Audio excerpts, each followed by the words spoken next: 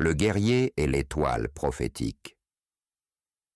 Dans un village reculé, niché au cœur de la vaste savane africaine, les nuits étaient aussi profondes que les mystères qu'elles recelaient. Les anciens du village racontaient souvent des histoires autour du feu, des histoires où les étoiles n'étaient pas simplement des points lumineux dans le ciel, mais des messagers du destin. Une nuit, alors que le village dormait paisiblement, une étoile filante traversa le ciel, brillante et vive, illuminant la savane d'une lueur éphémère. Les anciens se regardèrent avec inquiétude. Cette étoile n'était pas comme les autres. Elle annonçait l'arrivée d'un enfant destiné à devenir un grand guerrier, mais aussi à porter un lourd fardeau. Peu après cet événement, dans une modeste case en bordure du village, un garçon naquit. Il fut nommé Quadwo, ce qui signifie « né le lundi ». Mais les anciens savaient que son destin était bien plus grand que son nom ne le suggérait. Dès son plus jeune âge, Quadwo montra une force et une bravoure inhabituelles.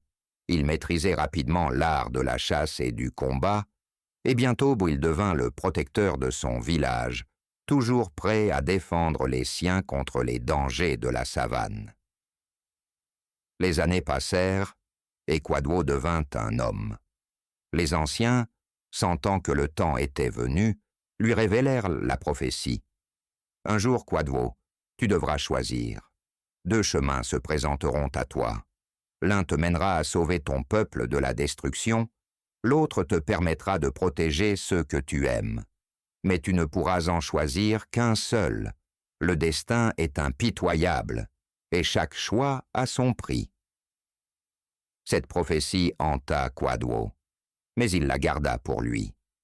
Il continua à vivre parmi les siens, à rire, à aimer, mais, au fond de lui, une ombre grandissait. Il se demandait quel serait ce jour fatidique et quel choix il ferait lorsqu'il serait confronté à son destin. Un soir, alors que la saison des pluies approchait, un groupe d'envahisseurs, avides de conquête, apparut à l'horizon. Le village était en péril. Quadwo savait que le moment était venu. Il rassembla les hommes du village, prêts à les mener au combat. Mais alors qu'il s'apprêtait à partir, une vision apparut devant ses yeux. Sa mère, malade et affaiblie, l'appelait à l'aide. Quadwo était déchiré. Devait-il rester pour protéger ceux qu'il aimait ou partir pour sauver son peuple? Le combat fit rage au crépuscule. Quadwo, déchiré par la prophétie, lutta de toutes ses forces. Il choisit de défendre son village, laissant derrière lui ceux qu'il aimait.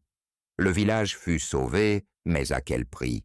En rentrant chez lui, Quadwo découvrit que sa mère avait succombé à sa maladie. La douleur était insoutenable. Il avait accompli son destin, mais il avait perdu une partie de lui-même dans ce choix.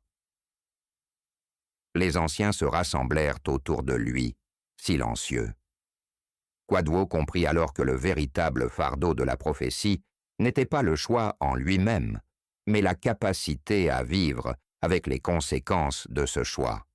Il devint un guerrier respecté, non seulement pour sa force, mais aussi pour la sagesse qu'il avait acquise à travers la douleur.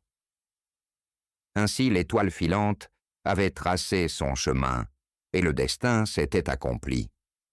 Mais Quadwo savait au fond de lui que chaque étoile portait une histoire, et que le véritable héros n'était pas celui qui accomplissait son destin, mais celui qui avait le courage de choisir son propre chemin, malgré les prophéties.